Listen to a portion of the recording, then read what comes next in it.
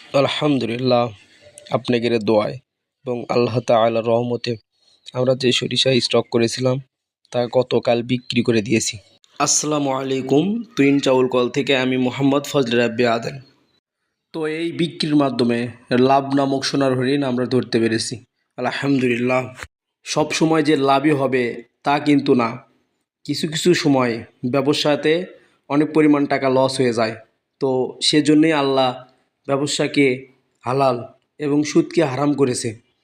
আমরা অনেকেই জানি ব্যবসার ক্ষেত্রে লাভ লস দুই ভাই। আপনারা অনেকে জানেন আমরা ধান চালের ব্যবসা করি।